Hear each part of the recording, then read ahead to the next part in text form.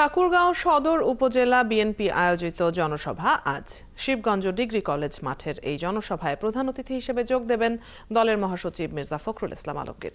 দুপুর ৩টায় জনসভায় যোগ দেবেন মির্জা ফখরুল। সেখানে নেতাকর্মীদের উদ্দেশ্যে বক্তব্য রাখবেন তিনি। এদিকে এই জনসভাকে ঘিরে এলাকায় সাজ রব, ব্যানার, ফেস্টুন দিয়ে সাজানো হয়েছে জনসভার মাঠ ও আশেপাশের এলাকা। শেষ হয়েছে মঞ্চ নির্মাণের কাজ। জোরদার করা হয়েছে এলাকার আইনশৃঙ্খলা ব্যবস্থা। এর মধ্যেই সদর উপজেলা ছাড়াও অন্যান্য উপজেলা ও জেলা বিএনপি ও এর সহযোগী সংগঠনের নেতাকর্মীরা ভিড় করেছেন জনসভার মাঠে। নেতাকর্মীদের জন্য মির্জা ফখরুল একটি নতুন দিক নির্দেশনা দেবেন বলে আশা করছেন তারা।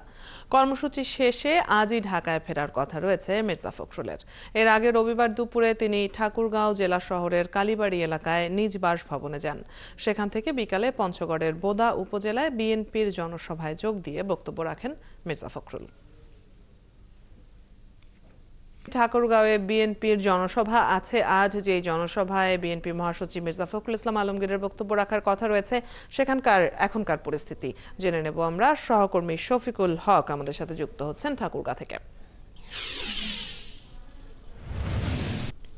শফিকুল, এই জনসভাকে ঘিরে বিএনপি নেতাকর্মীরা কি বলছেন? এই মুহূর্তে পরিস্থিতি কেমন দেখছেন? মির্জা ফখরুল কখন বক্তব্য রাখবেন?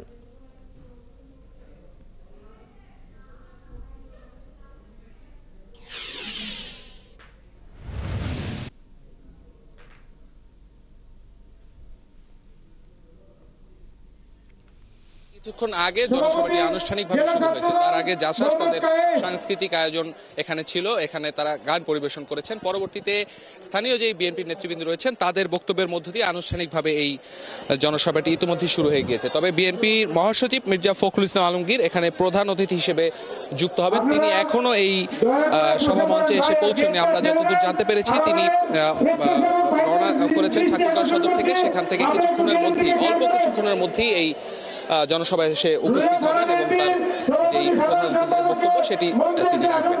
একটি বিষয় বলে রাখি, নেতাকর্মীরা কিন্তু অনেকটাই উজ্জীবিত। আমরা দেখেছি যে বিগত সময় আপনি জানেন যে বিভিন্ন কারণে বাধা বিপত্তির কারণে বিএনপি তাদের জনসভা বা সমাবেশ যে কোনো পলিটিক্যাল প্রোগ্রাম সেগুলো করতে বাধা পেত। তবে 5 আগস্ট পরবর্তী সময় কিন্তু সেই পরিস্থিতি নেই এবং এই ঠাকুরগাঁয়ে এত বড় জনসভা আয়োজকদের সাথে কথা বলে যেটি জানতে পারলাম, গত 15 বছরে এত বড় জনসভা তারা করতে পারেনি। আনুষ্ঠানিকভাবে 3টায় জনসভা শুরু হওয়ার কথা থাকলেও আজকে আয়োজকরা যেটি বলছিলেন যে স্থানীয় যে হাটবার হওয়ার কারণে নেতাকর্মীদের উপস্থিতিতে কিছুটা সময় লাগছে। তবে আমরা দেখতে পাচ্ছি সময় যত যাচ্ছে ধীরে ধীরে নেতাকর্মীরা ছোট ছোট মিছিল নিয়ে এই জনসভার যে মাঠ, সেই শিবগঞ্জ ডিগ্রি কলেজ মাঠের এই সভা মঞ্চের সামনে এসে জড়ো হচ্ছেন এবং এখন আমরা দেখতে পাচ্ছি যে ছোট বড় মিছিল সহকারে তারা জনসভায় যুক্ত হচ্ছেন। সবারই একটি চাওয়া, নেতাকর্মী অনেকের সাথে আমাদের কথা হয়েছে, তারা যেমনটি বলছিলেন যে তারা একটি নির্বাচন চান এবং যেই নির্বাচনের মাধ্যমে তারা তাদের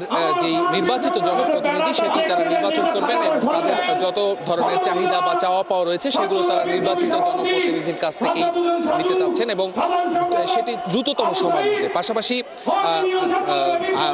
জনসভার আজকে যারা আয়োজক তারা যেমনটি জানাচ্ছিলেন যে বিএনপির রাষ্ট্র সংস্কারের ঘোষিত যে 31 দফার বিষয়টি রয়েছে সেই বিষয়গুলো বিভিন্ন সভা সেমিনার, আপনি জানেন যে দলের ভারপ্রাপ্ত চেয়ারম্যান তিনি কিন্তু কর্মী সভা করছেন, বিভিন্ন এলাকায় সভা সেমিনারের মাধ্যমে সেটি তৃণমূলে পৌঁছানোর চেষ্টা করছেন। এখন আমরা যেমনটি সংবাদে জানছিলাম যে এখানে মির্জা ফখরুলের বক্তব্য রাখার কথা রয়েছে। নিশ্চয়ই আমরা পরবর্তীতে যুক্ত হয়ে আপডেটগুলো জানবো।